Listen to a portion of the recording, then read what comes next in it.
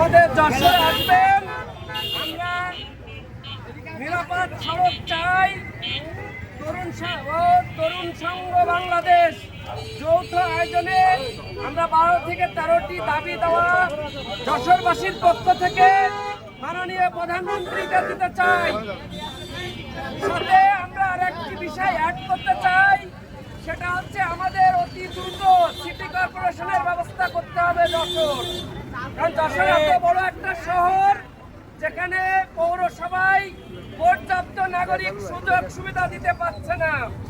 সাথে আমরা যদি সিটি কর্পোরেশন ঘোষণা করা হয়, তাহলে যশোরের এই বৃহত্তর মানুষের নাগরিক সুযোগ সুবিধা বৃদ্ধি পাবে।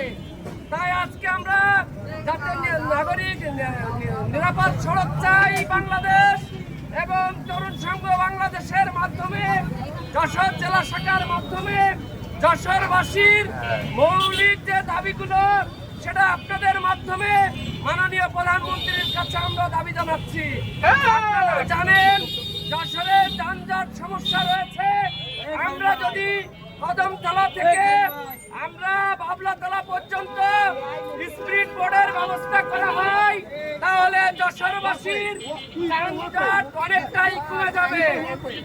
এবং আমরা যদি আন্তর্জাতিক বিমানবন্দর যশোরে করতে পারি,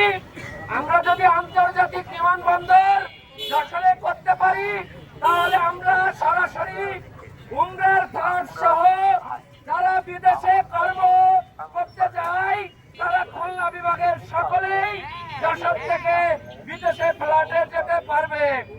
এবং আমাদের আরো দাবি হচ্ছে যে বাংলাদেশের সাংস্কৃতিক রাজধানী, যে আমাদের একটি কৃষি বিশ্ববিদ্যালয় করার কথা ছিল, সেটা করবে।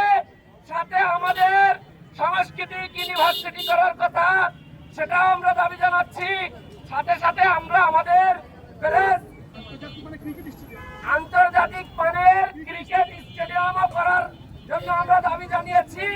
আপনাদের কাছে আমরা লিফলেট দিয়ে দিব। আপনাদের লেখনীর মাধ্যমে প্রিয় সাংবাদিক বন্ধুগণ, আপনারা জানিয়ে দেবেন আগামী 27 তারিখ মাননীয় প্রধানমন্ত্রী বাংলাদেশে যশোরে আসবেন এবং আমাদের এই দাবিগুলো আপনারা পত্রিকার মাধ্যমে